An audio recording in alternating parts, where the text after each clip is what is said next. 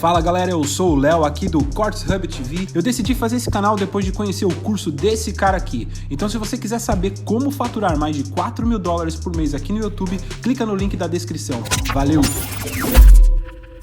E você acredita que o arrebatamento vai acontecer antes dos 7 anos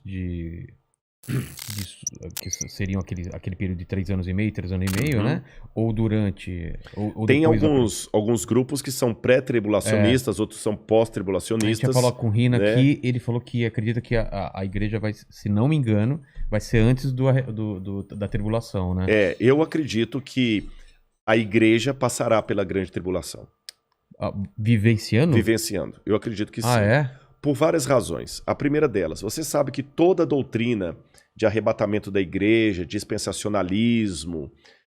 Arrebatamento, para o pessoal que não está acostumado, como você explicaria? Tá, eu vou resumir o que é o arrebatamento. Tá. Vocês já ouviram falar, pessoal, aqui num filme chamado Deixados para Trás, de Tim LaHaye? Eu vi, mas... Left Behind, né? Talvez o pessoal... Ainda vão criar uma tecnologia que a gente fala assim, eu ouvi, a gente vai ouvir, né? Já ouvi aqui. O pessoal... Esse filme mostra mais ou menos essa ideia. A ideia do arrebatamento é que o anticristo será um líder mundial.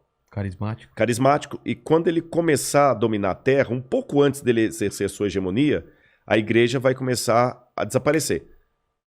Pessoas sumindo. O avião vai ficar desgovernado, aqui, vai cair. Aqui, o mandíbula desapareceu lá. Samba, então vai ficar só a roupa lá e tudo e tal. Aqueles que estudam a profecia vão entender que ali foi a igreja que foi arrebatada.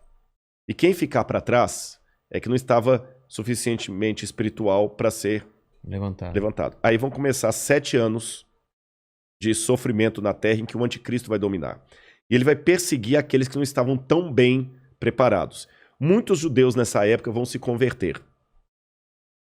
E depois desses 7 anos é que Cristo vem com poder e grande glória com aqueles que foram arrebatados para estabelecer o reino dele de 1000 anos. O milênio. Mas a igreja mesmo não estará nessa tribulação de 7 anos, será tirada antes.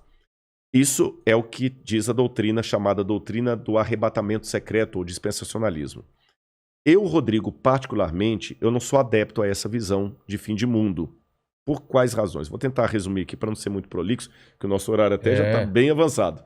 E daqui a pouco eu tenho que pegar a estrada para ir... Caramba! Mas nós já vamos terminando aqui. Essa doutrina do dispensacionalismo, ela só passou a existir, sabe por quê? Houve um padre que ele, dominicano, Francisco Rivera. Esse padre Francisco Rivera, ele via que os protestantes entendiam que o anticristo era o domínio católico sobre a cristandade. Então esse padre, para tirar os olhos do papado, ele criou 2 coisas. Deu uma ênfase a uma ideia preterista, que o anticristo era Nero, e que a volta de Jesus será o seguinte, que o anticristo é alguém que vai surgir ateu no futuro e que a igreja não estaria aqui. Aí, a ideia desse padre passou para um homem chamado Darby, um pregador. Isso eu estou falando já no começo do século XX. Darby começou a pregar aquilo, começou a empolgar, começou a dar mais ênfase, sistematizou tudo isso que eu estou falando. Aí veio, depois de Darby, veio Scofield e criou a Bíblia Anotada de Scofield, que se tornou a Bíblia de todos os protestantes. E na Bíblia de Scofield estava essa doutrina que ele aprendeu de Darby. E depois de Scofield, outros pregadores renomados começaram a propagar a ideia do dispensacionalismo, especialmente o Tim LaHaye, que ficou muito famoso. E isso hoje emplacou, especialmente no mundo evangélico, como sendo a visão de fim de mundo. Só que se você olhar atrás da história do cristianismo, o dispensacionalismo, com o arrebatamento da igreja, 7 anos de tribulação, tudo mais, não fazia parte nem dos ensinos de Lutero, nem de Calvino, nem de Zwinglio, nem de John Wesley, dos metodistas, nem dos cátaros, nem dos albingenses, nem nenhum dos que viveram a história do cristianismo. Dos protestantes, nem os cátaros, como eu falei, nem os valdenses, nenhum deles ensinaram isso. Nem a Igreja Católica ensinou isso. Se você for recuando mais, nem os pais da igreja ensinaram isso. Então, se fosse uma doutrina verdadeira, a gente tinha que admitir que é uma doutrina que ficou por 2000 anos. Vigente? Não, nem vigente. Inesquecida. Ignorada. Ignorada. Porque em 2000 anos de cristianismo... Você falando dessa visão que foram os romanos Não, essa visão do anticristo como sendo alguém que vai vir, os 7 anos, a igreja arrebatada tá, antes. essa visão. 2000 anos, essa visão ficou completamente desconhecida do cristianismo. E veio à tona... Não tem nenhum autor cristão que fala dela. Começou com Francisco Rivera, padre, e depois Darby e Hal Lindsey também, que vai vir depois de Hal Lindsey com Tim LaHaye, que vão propagar isso aí. E espalhou no mundo gospel. Mas, biblicamente, eu tenho dificuldade de aceitá-la por algumas razões. Em primeiro lugar, a volta de Jesus na Bíblia é descrita, e quando eu falo eu acredito assim, eu estou falando Lutero, Zwinglio, Calvino, todo esse pessoal aí, né? Ela será com poder e grande glória. Todo olho o verá.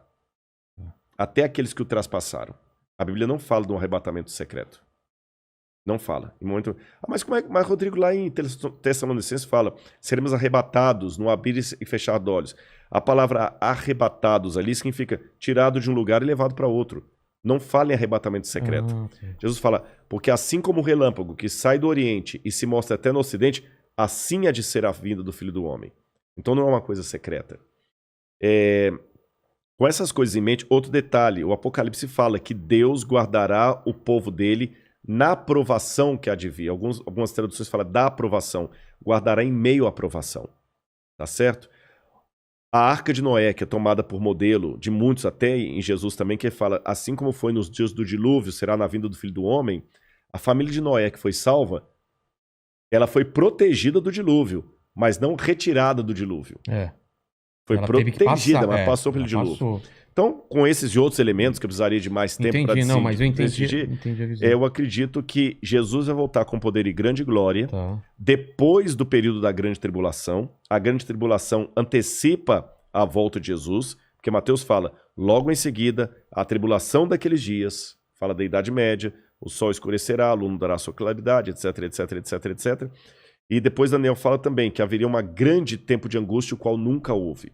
Aí vem a vinda de Cristo. Tá certo? E nesse tempo de angústia, o qual nunca houve, o povo de Deus vai ser perseguido pelo anticristo e pelos que aderirem ao anticristo. Eu não sei se eu estarei vivo nessa época, mas se eu estiver, eu peço a Deus que eu fique firme ao lado de Deus e você também. Amém. E a volta de Cristo é aquela esperança que acalenta o nosso coração. Está perto. Eu não posso dizer quão perto, mas está próxima. Você diz nossa geração. Nossa geração. Caramba. A única coisa que eu digo, para não ficar marcando data, é só uma atenção, e essa aqui é para quem é crente. Às vezes Deus tem profeticamente o tempo de cumprir uma coisa, mas por causa da rebeldia do povo dele, a promessa se estende e atrasa. Vou dar um exemplo. Quando o povo de Israel saiu do Egito...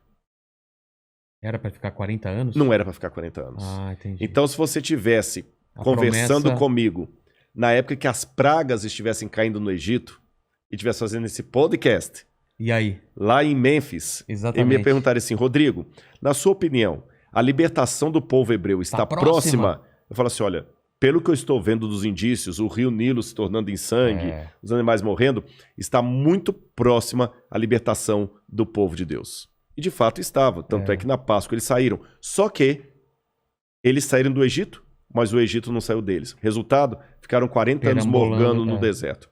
Então eu te dou a mesma resposta.